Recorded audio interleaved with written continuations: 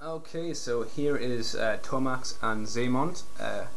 I did forget to mention that if you hadn't figured it out already, they're both given their names by basically reversing them. So Xamot, if you look at it in a mirror, it's Tomax, and vice versa.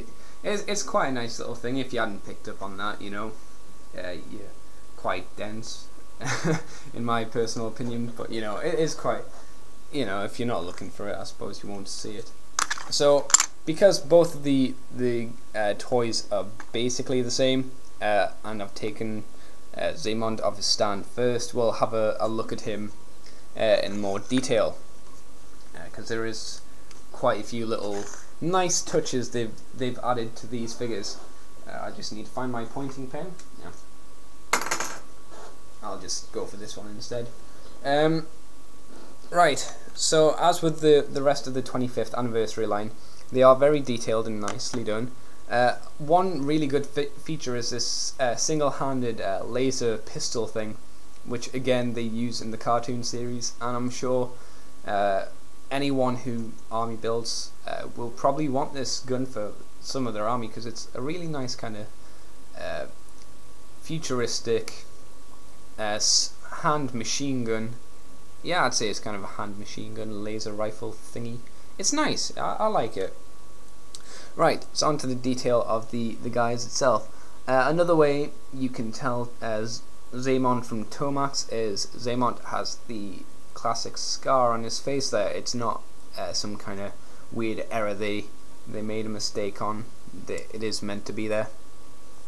The faces, like I said before, I thought just pull up and I'll do focusing a bit.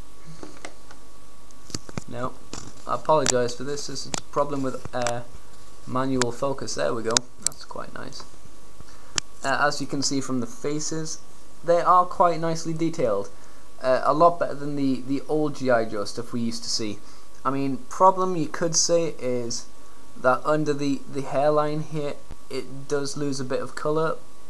But let's be fair, it's like, what, a 3-inch figure? I'm pretty sure it's hard to paint in that tiny little gap there, so don't fault it just for that. A nice big Cobra emblem on their chest, and something for the fans of the series. This here is actually an emblem for the company that the Crimson Guards work in, which is Extensive Enterprises, which is a really nice little feature for the fans of the series. Two backward E's there, sorry. So that's a pretty good thing that they've done. Again, I like how they've got the arms done as well. It's a nice colour they've used for it. It's a lot of other kind of human characters I've seen back in the day didn't have such a nice kind of skin look to them. I mean, this looks a lot more pale than it is in actual life because of the sun ruining the shots. Anyway, the shoulder piece is also good because it is on a hinge. So when you're positioning this arm, it's not hindered at all by the shoulder pad, because it just moves it up slightly. You move it back.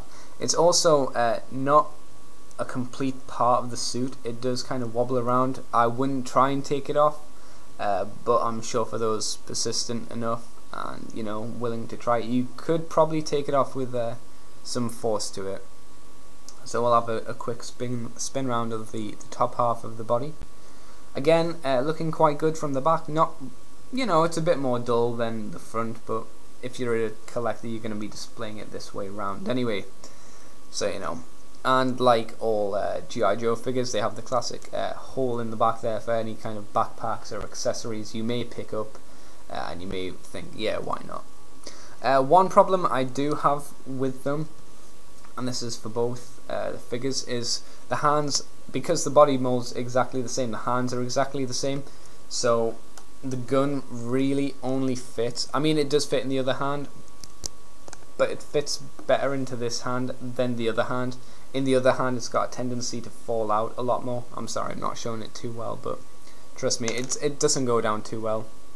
And now for the better half, well, the more detailed half, which is his bottom section, which is again really good and really reminiscent of the old G.I. Joe style that they had for the series. You know, the Cobra knee pads that run down to the actual knees, and a nice little feature which I kind of noticed a couple of days ago are the little tiny Cobra emblems they have on the back of the heels. So you know, it's a really nice little feature. It's not something that's desperately bold and it doesn't stick out, but just for fans of the series, it's nice to have. And of course, like many G.I. Joe figures, they have a knife and a little side gun which you can't take out or anything. So yeah, I mean, the figures are sometimes hard to pose, but because you have them on these stands, it's not too much hassle to do it. So, you know, if you're a fan of the 25th anniversary line, these guys are a must-have, because these are the best Crimson Guard commanders we've ever seen. So, you know, I'd recommend you buy them. And, you know, they look great in the packet as well as out of the packet. So, yeah. Thank you for watching the review. Sorry it's been so long. Apache might be up next, or I might do something else, try and mix it up a bit. Who knows? Thanks for watching, guys. Sorry for the wait again, and I'll see you guys later.